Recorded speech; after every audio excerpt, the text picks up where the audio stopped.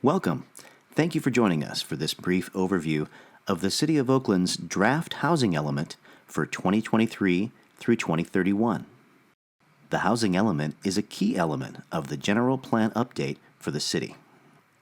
In this presentation, we'll go over the basic background of the housing element, discuss the state requirements for the element, review the timeline that's ahead for its development, and public outreach efforts.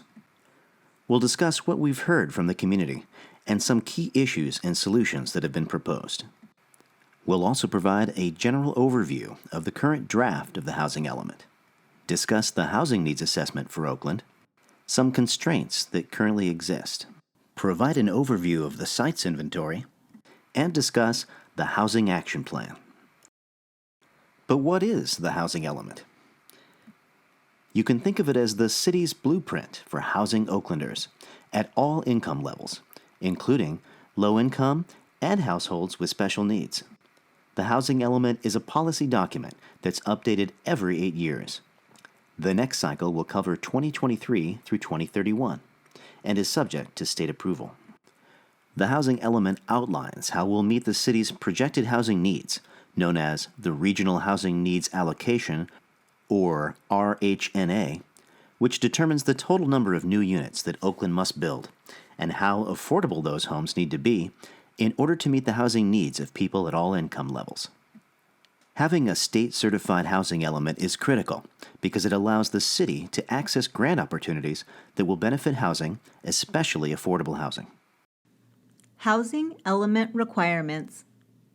For this housing element update, all California jurisdictions are subject to several new state requirements. AB 686 requires cities to address, combat, and relieve disparities resulting from past patterns of segregation to foster more inclusive communities. This is a lens we are using to inform all aspects of the housing element. AB 215 mandates a 30-day public review period for the draft housing element before sending it to the California Department of Housing and Community Development for review. The California Department of Housing and Community Development requires certain components be included in the housing element. Those components include community engagement, assessment of fair housing, sites analysis, evaluation of past performance, constraints analysis, and priorities, goals, and actions. Under new state requirements, if the city does not adopt a housing element that complies with state law, then we can be brought under litigation by individuals, developers, third parties, or the state.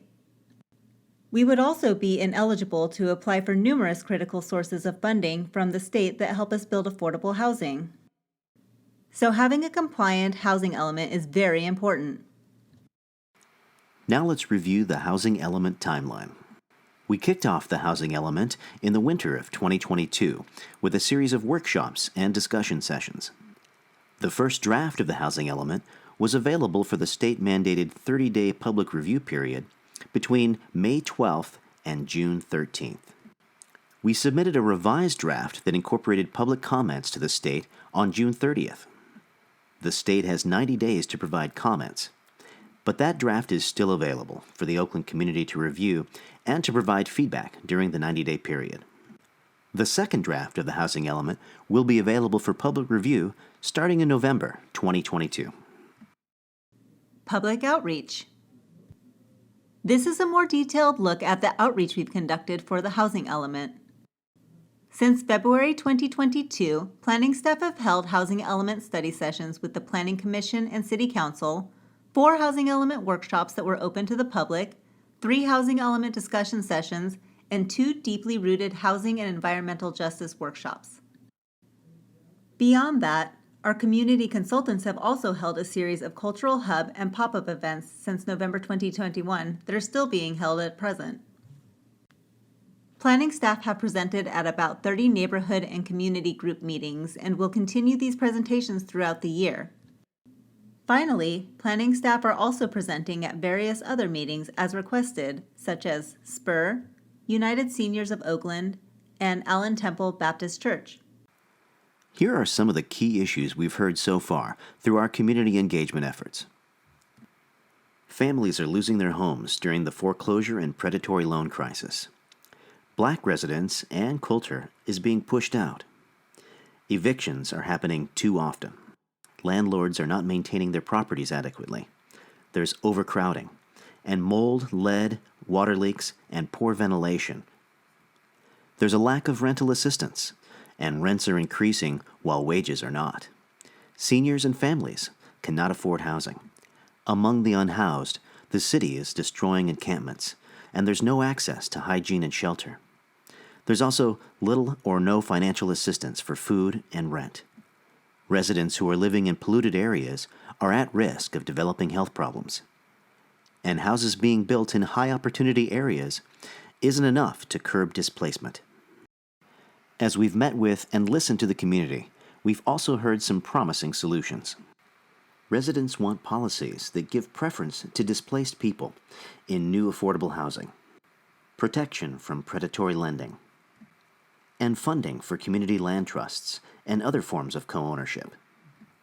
Residents would like to see a proactive inspection system, tax credits and programs to help homeowners improve air ventilation, and improved enforcement for mold cleanup.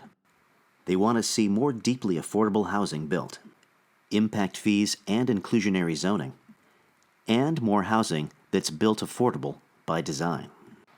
For the unhoused, people would like to see access to more bathrooms and showers, more health care and supportive services, and a restructuring of the city's encampment management policies. Residents would also like to see more housing built in gentrifying, at-risk, and high-opportunity areas. They want the city to ensure that city-owned land is used for affordable housing and to consider environmental justice and climate challenges in those decisions. So what's in the housing element? 4 chapters and 9 appendices, there is a lot of information to digest here. Over the next several slides, we'll take a deeper dive into a few key components of the housing element. Housing Needs Assessment. The first section we'll discuss is Appendix B, Housing Needs Assessment. The City of Oakland's analysis of housing needs is required to include an assessment of detailed demographic data including population age, size and ethnicity, household characteristics, housing stock conditions, units in need of replacement or rehabilitation, and needs of special needs populations including elderly, persons with disabilities, unhoused persons, extremely low-income households, and farm workers. Some of the housing needs identified in Oakland include affordability, including lagging production rates of affordable housing, including moderate income housing, and affordability gaps for both renters and owners. Homelessness. In 2022, there were 5,055 unhoused individuals in Oakland. The population experiencing homelessness has increased by about 24% since 2019. Demographics. The population over 65 will increase significantly in the future. Aging population indicates a continued and increasing need for senior units. And racial and economic disparities. High poverty rates and housing cost burden are especially prominent among Black or African American households. This image shows the current cycle of how much housing needs were met, as well as the upcoming cycle for Oakland's allocation of housing needs. For the housing needs cycle that ran from 2015 to 2023, the City of Oakland was allocated 14,765 units. However, Oakland failed to meet its current allocation needs. For very low income, only 43.1% were met. For low income, 26.1%. Moderate income, 2.7%. By contrast, Oakland met 174.3% of its needs allocation for above moderate income units. To sum up, Oakland built 1 affordable unit for every 10 market rate units in the last cycle. For the upcoming cycle, 26,251 units will be needed, a nearly 77.8% increase from the previous cycle. Oakland Regional Housing Needs Assessment Buffer, 2023 through 2031. As mentioned in the previous slide, The number of units of housing we must accommodate in Oakland over the next 8-year period is 26,251 units. Our target is to identify enough sites to accommodate a 15% buffer, which would be 30,189 units of housing. Based on the city's current general plan and zoning regulation, there is sufficient capacity to accommodate its RHNA allocation with a buffer. In addition, rezoning will also occur in select areas to accommodate additional densities such as parcels around BART stations, along transit corridors, and in existing residential neighborhoods to allow for missing middle housing. The next section we'll discuss is Appendix F, Constraints Analysis. Here we identify and analyze potential and actual government and non-government constraints to maintaining, improving, or developing housing for all income levels in the community. Some of the constraints to developing or improving housing in Oakland include the following. Governmental constraints, like land use policies and regulations, permitting and permit processing procedures, permit and development fees, transparency in development regulations. Non-governmental constraints, like environmental constraints, including geology and seismicity, sea level rise, air and noise quality. Infrastructure constraints, including water and sewer services and dry utilities. Market constraints, like land costs, costs for urban infill, construction and labor costs, and availability of financing. A final constraint may be neighborhood sentiment. Housing sites inventory, housing location considerations. The next section we'll discuss is Chapter 3, Site Inventory Summary, and Appendix C, Site Inventory. The purpose of this section is to provide an inventory of land suitable for residential development based on existing zoning to meet the 2023 through 2031 RHNA. To develop the site's inventory, we considered safety constraints, lot sizes, how many units can be built, access to neighborhood needs, and improving access to opportunity and addressing equity. Here is a draft map of all the sites we've identified suitable for housing. We've provided a link to this map below this video to allow you to look more closely at the sites. Areas shown in orange represent lower income housing sites. Areas shown in green represent moderate income housing sites. Areas shown in purple represent above moderate income sites. Finally, areas shown in hot pink represent mixed income sites. Housing Action Plan, Policies and Programs. The final section we'll discuss today is Chapter 4, Housing Action Plan.